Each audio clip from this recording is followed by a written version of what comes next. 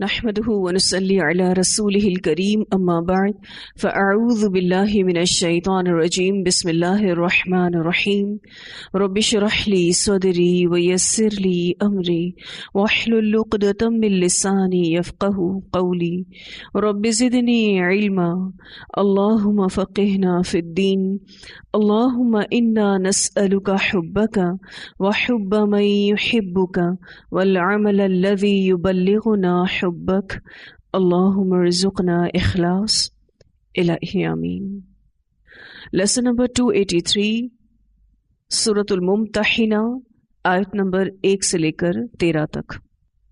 اس سورت کا مضمون اس کا نام ہی ہے، یعنی امتحان۔ اسلام سے تعلق رکھنے والوں کا بھی امتحان ہوتا ہے۔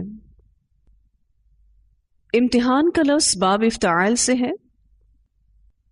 ممتحن امتحان لینے والے کو کہتے ہیں، اور اگر اس کو مفعول کے طور پر لیا جائے ممتحنہ تو جس کا امتحان لیا جائے۔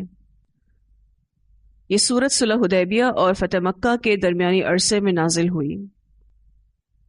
اس سورت میں انشاءاللہ ہم پڑھیں گے کہ اللہ تعالی مومنین کے امتحان لیتا ہے، جس میں ایک واقعہ حضرت حاطب بن ابی بلطہ کا آئے گا کہ ان کا بھی امتحان ہوا۔ پھر مومن عورتوں کے امتحان کا ذکر بھی اس صورت میں ملتا ہے۔ اس کے علاوہ اسلام کا جو ولا اور برا کا نظریہ ہے، اس میں توازن کا امتحان بھی ہے، اس کا بھی انشاءاللہ ذکر ملے گا۔ پھر وہ عورتیں جو ہجرت کر کے مدینہ آئیں تو بیعت سے پہلے ان کا امتحان لیا گیا۔ یا ایھا الذین آمنوا، اے لوگوں جو ایمان لائے ہو، لا تتخذوا، نہ تم بناؤ، عدوی، میرے دشمنوں کو۔ عدو کا جو یہاں لفظ ہے، اگرچہ یہ لفظ واحد نظر آ رہا ہے، لیکن یہ لفظ واحد اور جمع دونوں کے لیے استعمال کیا جاتا ہے۔ اسی طرح مذکر اور مؤنث دونوں کے لیے استعمال ہو سکتا ہے۔ لا تتخذوا عدوی، نہ تم بناؤ میرے دشمنوں کو، وعدوکم، اور اپنے دشمنوں کو، اولیاء، دوست۔ اس آیت کو بہتر طور پر سمجھنے کے لیے اس کا پس منظر دیکھ لیتے ہیں۔ اللہ تعالیٰ نے صلح حدیبیہ کو فتح مبین قرار دیا، اور اس میں کچھ شرائط مسلمانوں اور کفار کے درمیان طے پائی تھیں۔ اس معاہدے میں دوسری شرط کے مطابق بنو خزاعہ مسلمانوں کے اور بنو بکر قریش کے حلیف بن چکے تھے۔ اس صلح کے ٹھیک 1.5 سال کے بعد بنو خزاعہ اور بنو بکر کی آپس میں لڑائی ہو گئی، تو قریش مکہ نے اس ایگریمنٹ کے خلاف جا کر بنو بکر کی بھرپور مدد کی۔ جب بنو خزاعہ نے حرم میں پناہ لے لی تو انہیں وہاں بھی نہ چھوڑا۔ اس واقعے کے بعد بنو خزاعہ کے 40 لوگ نبی اکرم صلی اللہ علیہ وسلم کے پاس مدینہ پہنچے، اور آپ صلی اللہ علیہ وسلم کو قریش کی اس بدعہدی پر بہت سخت افسوس اور صدمہ ہوا۔ لہٰذا آپ صلی اللہ علیہ وسلم نے قریش کے سامنے 3 شرطیں پیش کی۔ پہلی شرط یہ تھی کہ بنو خزاعہ کے مقتولین کا خون بہا ادا کیا جائے۔ دوسری شرط یہ کہ قریش بنو بکر کی حمایت سے دستبردار ہو جائیں، اور تیسری شرط یہ کہ اعلان کیا جائے کہ حدیبیہ کا معاہدہ ختم ہو گیا ہے۔ نبی اکرم صلی اللہ علیہ وسلم کا قاصد یہ شرائط قریش کے پاس لے کر گیا۔ جب یہ شرائط ان کے سامنے پیش کی گئی تو ان کا نوجوان طبقہ بھڑک اٹھا، اور ایک جوشیلے نوجوان نے قریش کی طرف سے اعلان کر دیا کہ صرف تیسری شرط منظور ہے، یعنی انہوں نے یہ ایگریمنٹ ختم کرنے کا اعلان کر دیا۔ جب قاصد واپس چلا گیا اور ان لوگوں کا جوش ٹھنڈا ہوا تو فکر ہونا شروع ہو گئی کہ اب کیا ہوگا۔ اسی لیے انہوں نے ابو سفیان کو تجدید معاہدہ کے لیے مدینہ بھیجا۔ اس نے آپ صلی اللہ علیہ وسلم سے درخواست کی کہ اس معاہدے کی تجدید کر لی جائے، لیکن رسول اللہ صلی اللہ علیہ وسلم نے کوئی جواب نہیں دیا۔ پھر ابو سفیان سیدنا ابو بکر رضی اللہ عنہ کے پاس گئے، سیدنا عمر رضی اللہ عنہ کے پاس گئے، حتیٰ کہ سیدہ فاطمہ رضی اللہ تعالی عنہا تک سے سفارش کے لیے التجا کی، لیکن سبھی نے یہی جواب دیا کہ اس معاملے میں ہم دخل نہیں دے سکتے۔ تو ابو سفیان نے مسجد نبوی میں کھڑے ہو کر خود ہی اعلان کر دیا کہ میں نے اس حدیبیہ کے معاہدے کی تجدید کر دی ہے۔ قریش نے جو یہ بدعہدی کی تھی یہ حقیقتاً اعلان جنگ کے مترادف تھی، اور ان کے صرف تیسری شرط منظور کرنے سے مزید تاخیر کی گنجائش بھی ختم ہو چکی تھی۔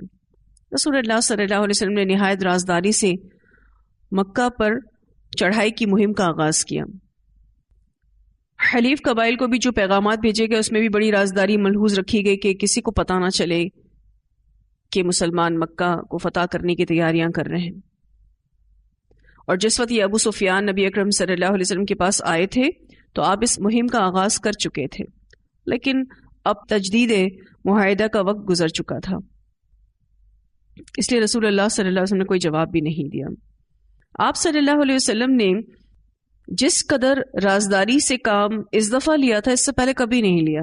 اس کی بڑی وجہ یہ تھی کہ مکہ حرم تھا اور وہاں لڑائی کرنا مکہ کے احترام کے خلاف تھا۔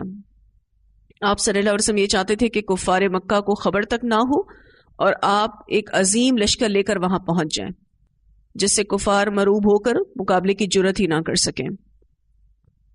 تو رسول اللہ صلی اللہ علیہ وسلم اس رازداری سے دو فائدے حاصل کرنا چاہتے تھے، ایک یہ کہ مکہ فتح ہو جائے اور دوسرا وہاں کسی کا خون نہ بہے۔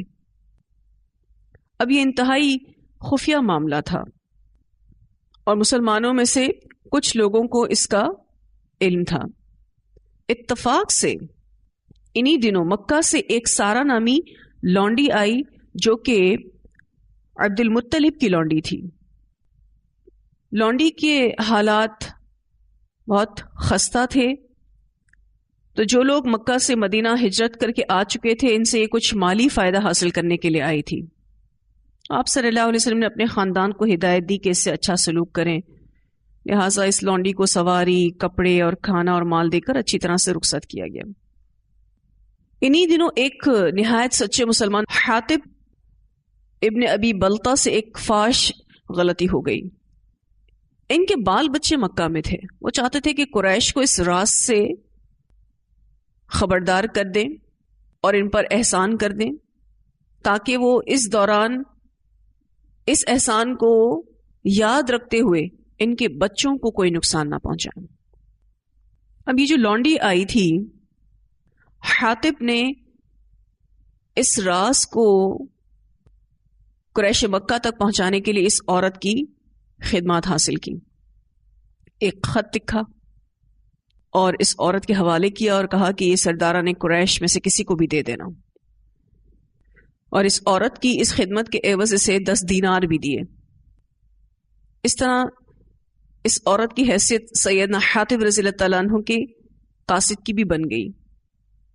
اب سیدنا حاطب کا یہ خط رسول اللہ صلی اللہ علیہ وسلم کی اس خفیہ مہم کو خراب کر سکتا تھا، اسی لیے اللہ تعالیٰ نے اس عورت کی مدینہ سے روانگی کے فوراً بعد ہی آپ صلی اللہ علیہ وسلم کو بذریعہ وحی اس معاملے سے مطلع فرما دیا۔ آپ صلی اللہ علیہ وسلم نے سیدنا علی رضی اللہ تعالیٰ عنہ کو، حضرت زبیر رضی اللہ تعالیٰ عنہ کو اور حضرت مقداد رضی اللہ تعالیٰ عنہ کو اس مہم پر روانہ کیا۔ سیدنا علی رضی اللہ تعالیٰ عنہ فرماتے ہیں کہ رسول اللہ صلی اللہ علیہ وسلم نے مجھے، زبیر رضی اللہ تعالیٰ عنہ اور مقداد رضی اللہ تعالیٰ عنہ 3 آدمیوں کو ایک مہم پر روانہ کیا۔ فرمایا مکہ کے راستے پر روضہ خاک ایک مقام کا نام تک جاؤ، وہاں تمہیں ایک عورت سارا ملے گی جو اونٹ پر سوار ہوگی، اس کے پاس ایک خط ہے، وہ لے آؤ۔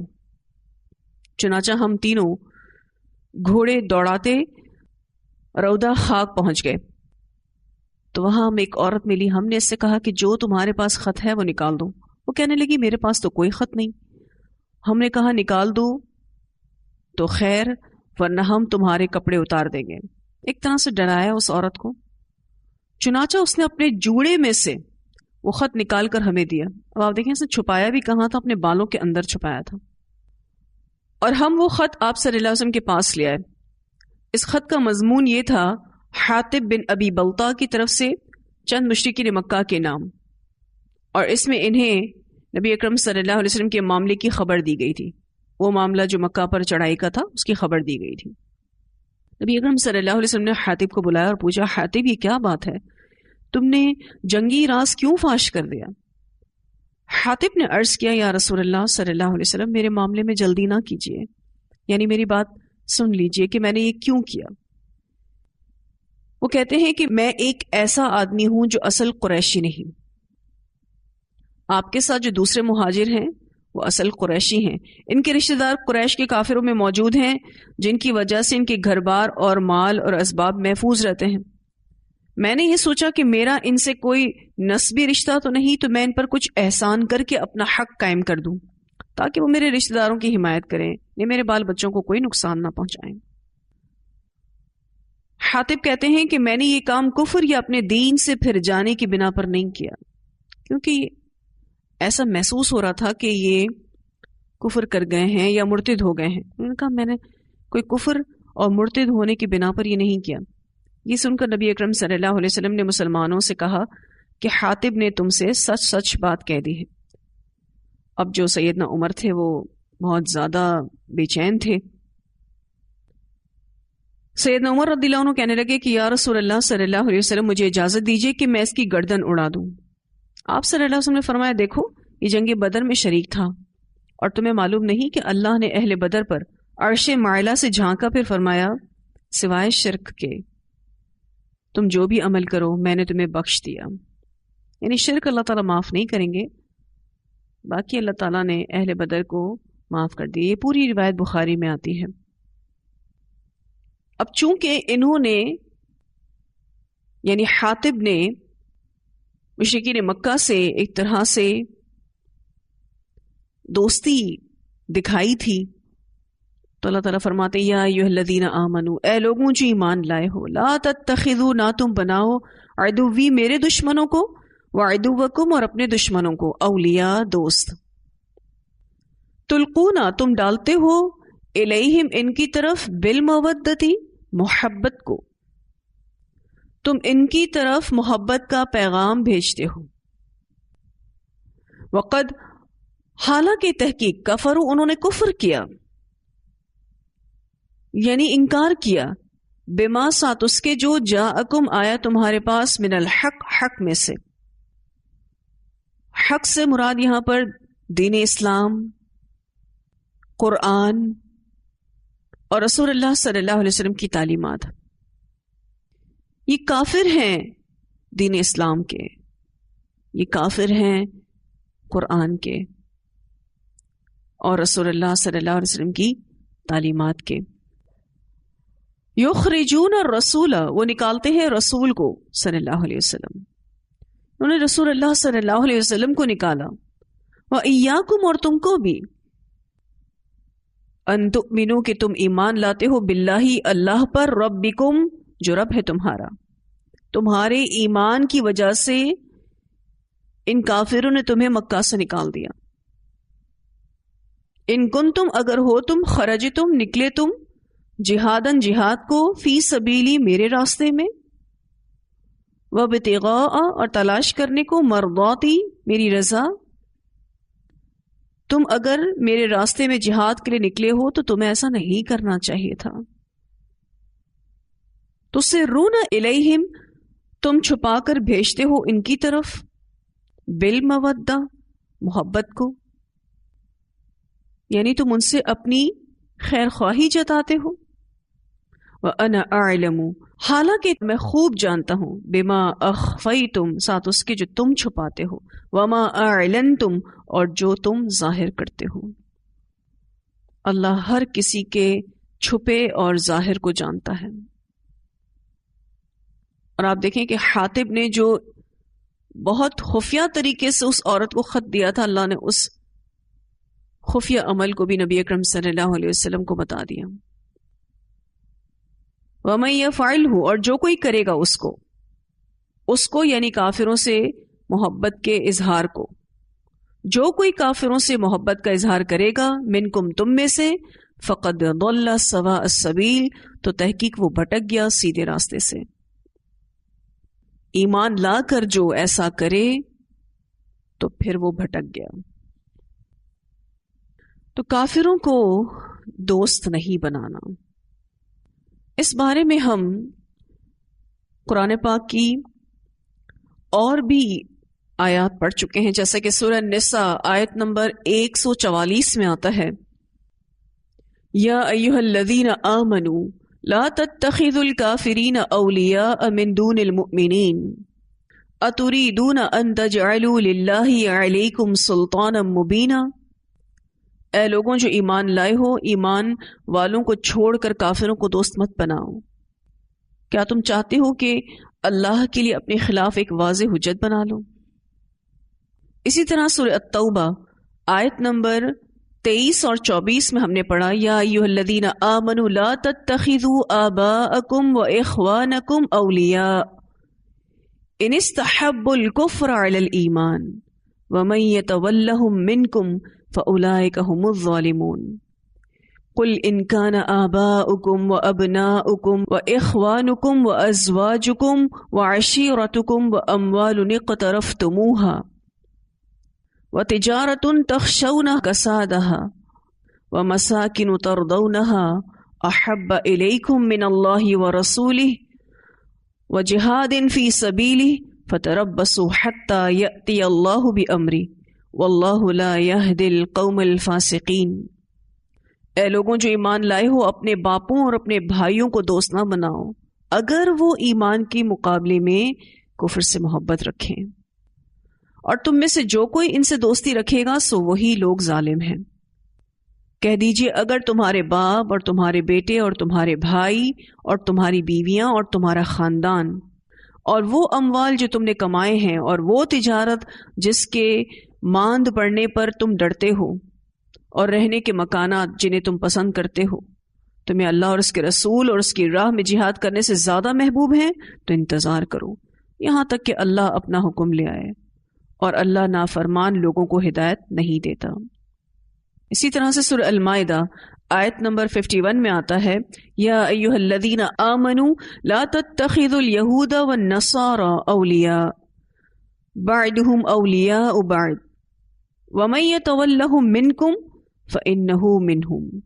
اے لوگوں جو ایمان لائے ہو، یہود و نصارہ کو دوست نہ بناؤ، ان کے بعض کے دوست ہیں، اور تم میں سے جو انہیں دوست بنائے گا تو یقیناً وہ ان میں سے ہے. کیونکہ کفار سے دوستی ہو سکتا ہے کہ کسی مسلمان کو کفر تک لے جائے، اور انسان اپنے دوست کے دین پر ہوتا ہے، اسی لیے اس طرح کی دوستیوں کے دروازے بند کر دیے گئے. اور پھر اللہ تعالیٰ یہاں ان کفار مکہ کا سلوک بھی بتا رہے ہیں کہ انہوں نے کس قدر رسول اللہ صلی اللہ علیہ وسلم کی زندگی کو اجیرن بنا رکھا تھا کہ وہ مکہ چھوڑنے پر مجبور ہو گئے.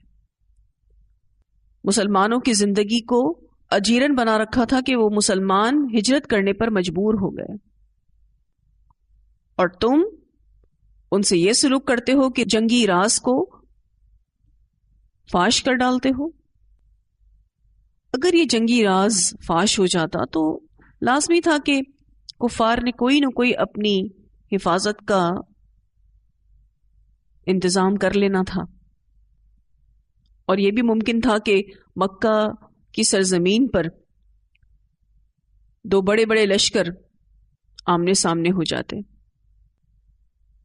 لیکن اللہ تعالیٰ نے مسلمانوں کو بچا لیا، اور اللہ سبحانہ تعالیٰ نے اس چھپی غلطی کو سامنے لا کر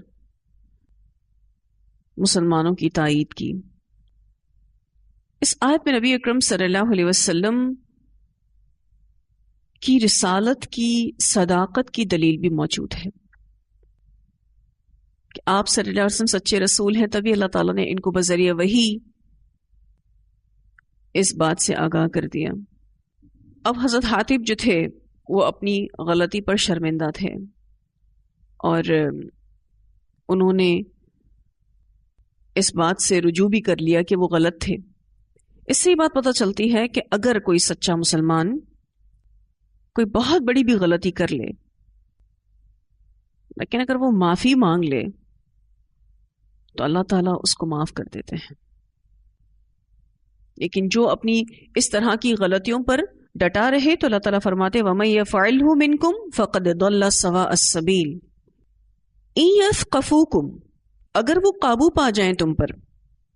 ثقافہ کہتے ہیں مہارت سے کسی کام کا کر لینا، فتح پا لینا، کنٹرول کر لینا۔ اگر وہ یعنی مشرکین قابو پا جائیں تم پر یعنی مسلمانوں پر، یکونو وہ ہوں گے لکم تمہارے لیے اعداء دشمن۔ اگر تم یہ سمجھتے ہو کہ وہ تم پر قابو پا گئے تو وہ تمہارا احسان مان کر تم کو اور تمہارے بچوں کو چھوڑ دیں گے، انہیں کوئی نقصان نہیں پہنچائیں گے، تو ایسا نہیں ہے۔ اللہ تعالیٰ کہتے ہیں اگر وہ تم پر قابو پا جائیں تو وہ تمہارے دشمن ہی ہوں گے۔ تمہاری خیر خواہی کے باوجود، تمہاری پیشکش کے باوجود، تمہارے پیغام محبت کے باوجود وہ تمہارے دشمن ہی رہیں گے۔ وَيَبْسُطُوا، اور وہ دراز کریں گے، الیکم تمہاری طرف، ایدیہم اپنے ہاتھ، یعنی وہ اپنے ہاتھوں کو تم تک بڑھائیں گے، یعنی تمہیں ماریں گے، پکڑیں گے، قتل کریں گے۔ وَأَلْسِنَتَهُمْ، اور اپنی زبانیں بِالسُّوءِ، ساتھ برائی کے۔ جہاں وہ تمہیں اپنے ہاتھوں سے تکلیف دیں گے وہاں تمہیں اپنی زبانوں سے بھی تکلیف دیں گے۔ زبانوں سے تکلیف دینے سے مراد یہ ہے کہ گالی گلوچ کریں گے، برا بھلا کہیں گے اور مذاق اڑائیں گے۔ تو یہ کفار اگر تم پر قابو پا جائیں تو ان کے دل میں تمہارے لیے بہت ہی بغض اور عداوت ہے، وہ تم کو تکلیف دیں گے اپنے ہاتھوں اور زبانوں کو استعمال کر کے تاکہ تم کو اذیت ہو۔ وَوَدُّوا، اور وہ چاہیں گے، لو تکفرون، کاش تم کفر کرو۔ تمہارے اس اسلام لانے کی وجہ سے یہ کافر تمہاری کبھی بھی خیر خواہی نہیں کریں گے۔ ہاں یہ ہے اگر تم کفر کرنے لگو تو یہ تم سے راضی ہوں گے، کیونکہ وہ تو چاہتے ہیں کہ کاش کہ تم کفر کرو۔ ان سب کی دلی تمنا ہے کہ تم اسلام سے ہٹ جاؤ اور کفر کو قبول کر لو۔ لن تنفعکم، ہرگز نہیں کام آئیں گے تم کو، ارحامکم، تمہارے رشتہ دار، ولا اولادکم، اور نہ تمہاری اولادیں، یوم القیامہ، قیامت کے دن۔ اشارہ تو خاص طور پر حاتب بن ابی بلطہ کی طرف ہے، لیکن یہ حکم عام بھی ہے۔ وہ لوگ جو دین کو ان چیزوں کے مقابلے میں ترجیح نہیں دیتے تو قیامت کے دن یہ اس کو کام نہیں آئیں گی، اور یہ شخص اس دن یعنی قیامت کے دن ان سب سے بھاگ رہا ہوگا، اپنے رشتہ داروں سے اور اپنی اولاد سے بھاگ رہا ہوگا۔ تو تم نے اپنے بال بچوں کے مفاد کو اسلام کے اجتماعی مفاد کے مقابلے میں ترجیح دی ہے، حالانکہ قیامت کے دن تمہارے یہ بال بچے تمہارے کسی کام نہ آ سکیں گے۔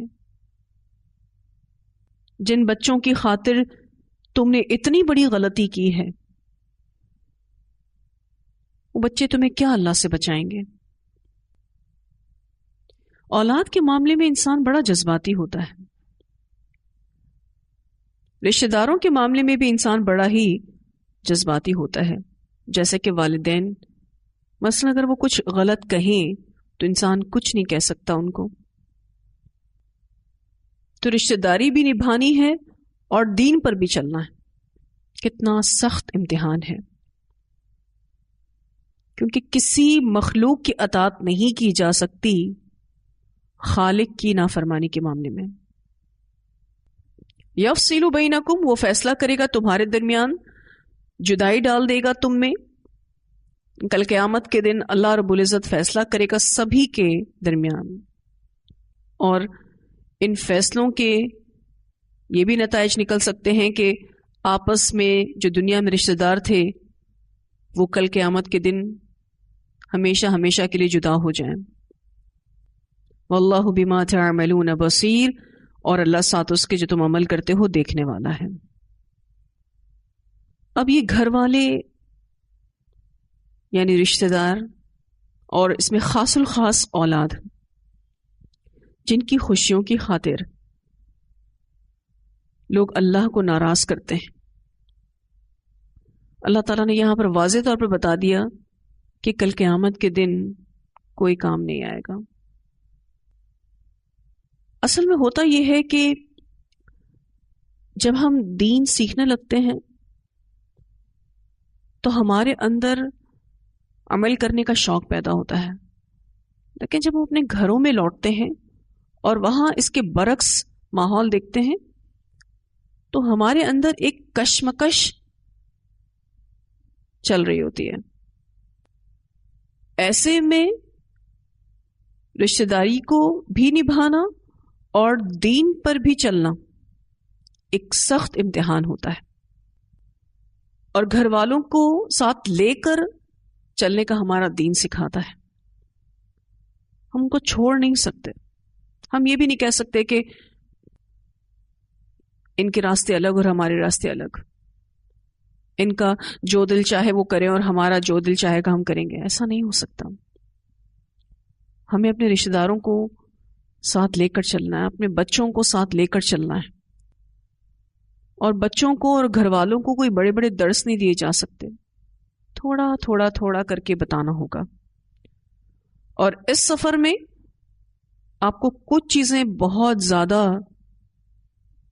ضروری چاہیے ہوں گی، جس میں سب سے پہلی چیز صبر بہت چاہیے.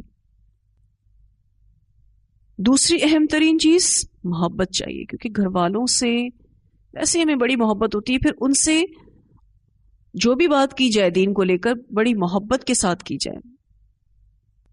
اور تیسری اہم چیز نرمی چاہیے. پھر اس کے بعد بہت زیادہ احسان کی روش بھی چاہیے، ایکسٹرا آرڈینری احسان کرنا اپنے گھر والوں کے ساتھ، قربانی کرنا، بحث اور مباحثے سے خود کو بچانا، یعنی بحث کے موقعوں پر خاموشی اختیار کرنا. یہ سب چیزیں ہیں تو بڑی مشکل، لیکن یہ کرنا ہوگا، تبھی گھر والوں کو ساتھ لے کر چلیں گے. اور یہ جو بات میں نے ابھی کی کہ ایکسٹرا احسان کرنا ہے، عمومی طور پر تو ہم اپنے گھر والوں کے ساتھ احسان کرنا بھول ہی جاتے ہیں. ایک تو احسان کرنا نہ بھولیں اور زیادہ سے زیادہ احسان کریں، کیونکہ ہم سب کو یہ بات یاد رکھنے کی ضرورت ہے کہ احسان اپنا اثر چھوڑتا ہے. وہ خوبصورت عمل اپنا اثر چھوڑتا ہے، اور تھوڑا تھوڑا ہی صحیح بتاتے رہیں، اور کبھی اپنے رشتہ داروں اور اولاد کی وجہ سے اللہ کو ناراض نہ کریں، کیونکہ ہم اللہ کو ناراض کریں گے تو آج بے شک ہم اپنے گھر والوں اور اولاد کے ساتھ ہوں، کل قیامت کے دن اللہ ہمارے اور ان کے درمیان جدائی ڈال دے گا. اور اس آیت کا اختتام آپ دیکھیے، واللہ بما تعملون بصیر، اور اللہ ساتھ اس کے جو تم عمل کرتے ہو دیکھنے والا ہے. اتنی آیات کی تلاوت سنتے ہیں. اعوذ باللہ من الشیطان الرجیم، بسم اللہ الرحمن الرحیم. یا ایہا الذین آمنوا لا تتخذوا عدوی وعدوکم اولیاء تلقون تصرون إليهم بالمودة وقد كفروا بما جاءكم من الحق يخرجون الرسول وإياكم أن تؤمنوا بالله ربكم إن كنتم خرجتم جهادا في سبيلي وابتغاء مرضاتي تسرون إليهم بالمودة وأنا أعلم بما أخفيتم وما أعلنتم ومن يفعله منكم فقد ضل سواء السبيل إن يثقفوكم يكونوا لكم أعداء ويبسطوا إليكم أيديهم وألسنتهم بالسوء